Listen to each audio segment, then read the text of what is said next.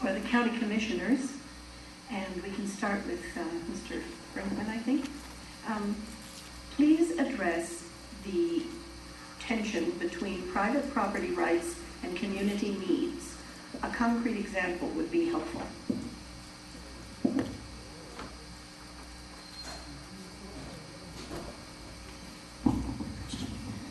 I'm the aforementioned John Brinkman, a Republican for County Commissioner. And this is brought to me by a voter also. And he said, you know, the city or the county comes in, they do a road project, they rip up my sidewalk. I have to pay for it. And to me, that's not right. The city and the county, they budget repairing the road or the sidewalk if it's city property or if it's county property. If it's private property and the city or the county, you know, rips it up in order to complete a project, they should also use the same amount of money that they would have used to repair city or county property to reimburse the property owner.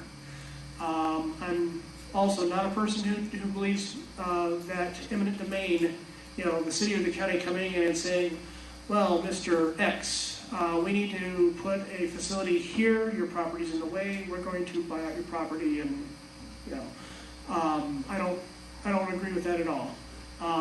Such property projects should be a cooperative process between the property owner and the city or the county, whoever's in charge of, or whoever has the jurisdictional authority.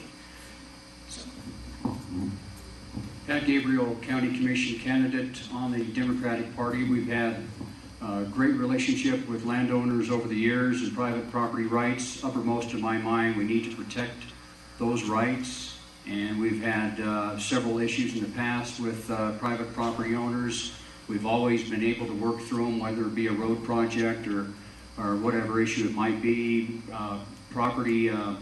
We've had a number of complaints in the county about junk, people compiling a bunch of old cars or whatever it might be, and we have an enforcement officer through the Albany County Planning Department, which Mr. O'Malley is in right now, and he has done a wonderful job in implementing our policies and procedures and regulations through the Planning Commission directive and the Albany County Commissioners. And we've had, you know, those issues over the past with owners saying, you know, this is my protected property, and then the other person is saying it's just all junk and they don't like it. And so I think we've had a pretty good situation in the last couple of years. We've been able to fund that particular office through the planning office, and we've worked with landowners to maybe soften some of the tension between landowners and county government.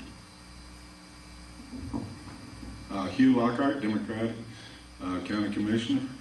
I haven't heard of much, but I had one incident where a 9 Mile Lake that wasn't taken care of very well. I didn't think they were building a trailer court there, and we went to court to the county commission quite a few times. To my knowledge, I think they're still building it, and they were told to stop. So I think these things need to be followed through with. I haven't heard of any others basically around the county, but I was familiar with that, and I went to 2 or 3 of the meetings on that.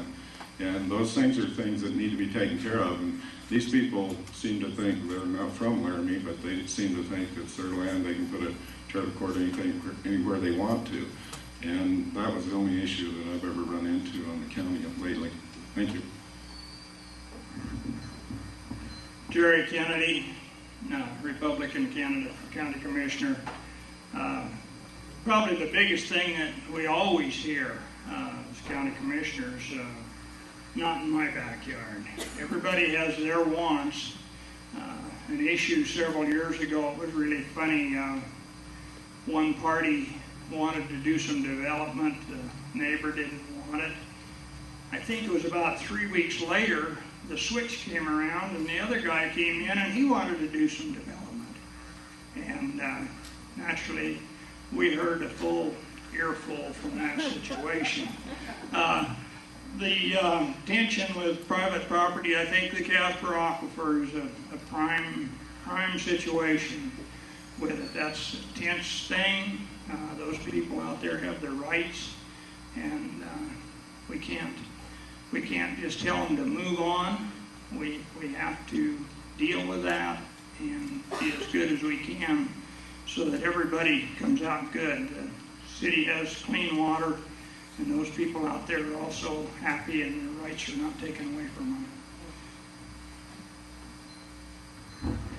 3 specific issues since I've been on. The first one, dovetailing with Jerry with the Casper Aquifer. Those people that live out by the Bowen joint in that area, they do not want to be annexed into the city. That's what the problem is. That's where the paranoia comes in about land rights here, is the heavy-handedness of the city coming down on those folks.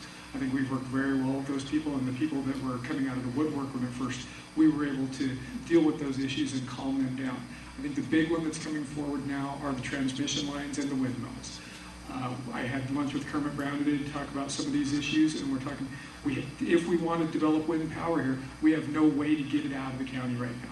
We also have no way to go across corridors to get those, to get to the places that can buy it, because really the only place that can buy our power right now is California. They have instated a law that says they have to have 30% renewable power. We don't have any way to get it across Utah or Nevada right now. It's not something that's going to happen at the county level. It's probably not something that's going to happen at the state level. It's going to be eminent domain coming from the federal government, and that's where you need to be aware of it.